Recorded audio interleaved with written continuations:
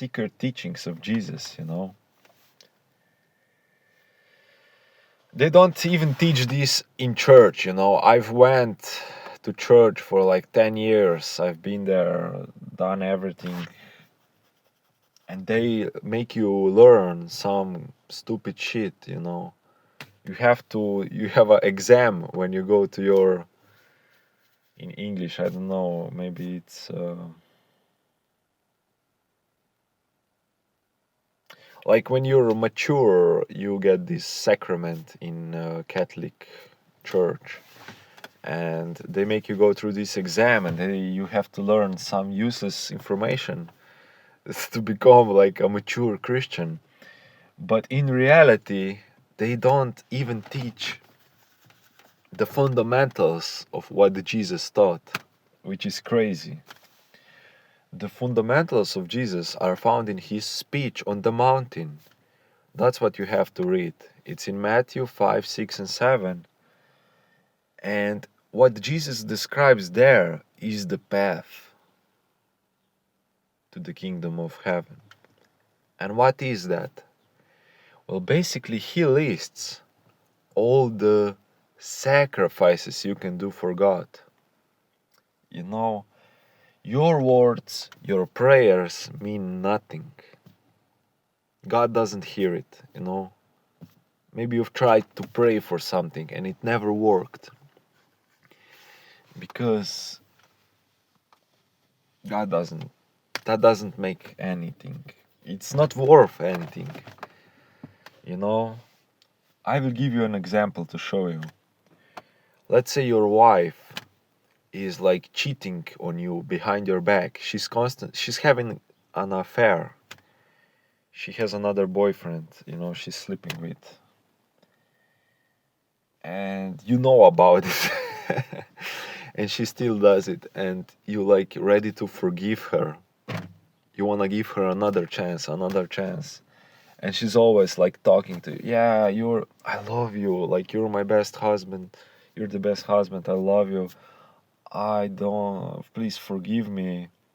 I'm gonna stop. And then she asks you, husband, can you do this for me? Can you do that for me? I love you, my baby. And but she is cheating on you, and she never does anything for you, She isn't being a good wife. She doesn't cook. She doesn't want children with you. She just wants to enjoy this life, enjoy the pleasures, but doesn't take any responsibility.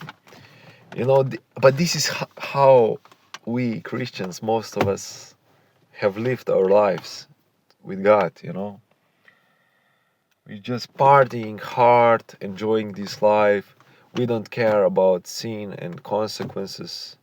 We don't care about our conscience, We just go hard, like it doesn't matter, like everything will be forgiven.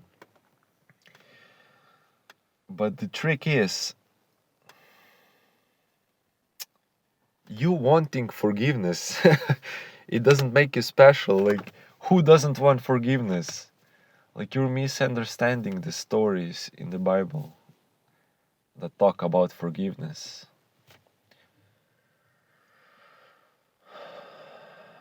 The main story in the Bible is the story about forgiveness, is the story about the prodigal son. This son asked his father, give me what belongs to me, give me money and let me go. And he goes out into the world and he just spends all that money on prostitutes and partying, booze, alcohol, prostitutes. He just goes all out and he spends all the money, and then he's destroyed, But, I can laugh at this because that's exactly what I did to the world. I relived this story. I went out, and that I made that my purpose in life, like my focus, just sleeping with prostitutes. Chasing pleasure, enjoying it. I thought I can live righteously and sleep with prostitutes. I can do both. You cannot. It doesn't go together. Because when you sleep with a prostitute, when you do something similar to that, you're basically sacrificing your innocence. It's a sacrifice for the devil. But when you say no to lust, you're making a sacrifice for God.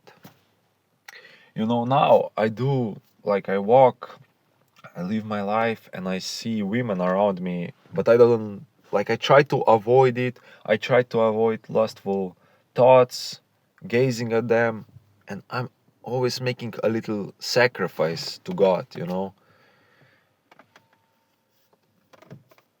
In the stories in the Old Testament, they were sacrificing animals. But what does it mean to God to like kill an animal?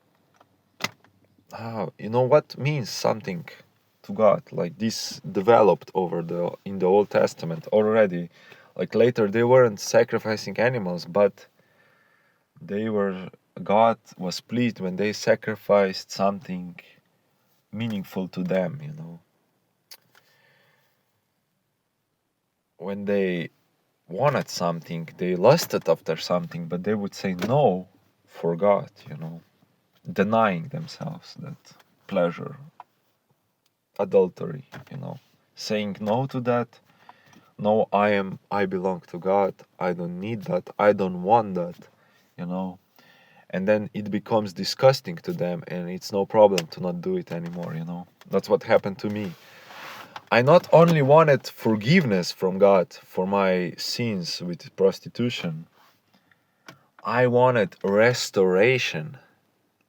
I want God to take this away from me, this desire, the need to do this. And that's what happened. It became disgusting to me. But before it wasn't. I didn't even feel bad about it. Somehow I rationalized it in my brain, and the first time I went, I had to kind of force myself, because there was a boundary in my head. Like, but forced myself to go through that, because I had this logic in my brain, this rationalization that I'm doing it for self-development, to gain confidence, to become a better man. If I do this, I will be more comfortable with women in social situations. Like, it's good for me. I kind of thought of it like a therapy that I go to, you know, but no, it's wrong. And at first I didn't feel that good about it, but then your conscience gets quieter, which is crazy, and then you're damned. Luckily, I'm listening to this Christian content. I'm trying hard, and then, I realize this is bad.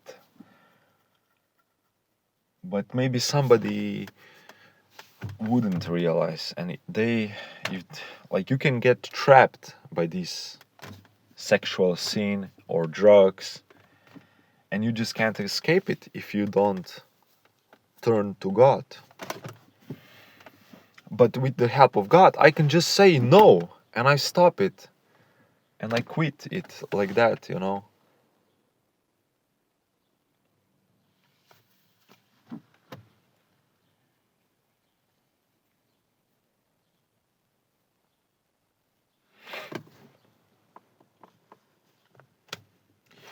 So yeah, if you want next level power, to get disciplined, to have God dwell in you, do those sacrifices Jesus described in his speech on the mountain.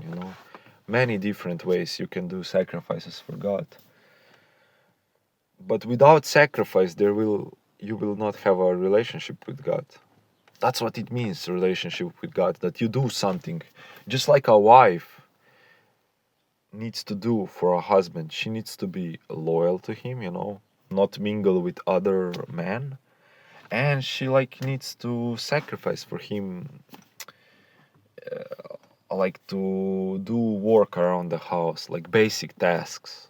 A husband will not ask a lot, like just do those basic tasks, you know.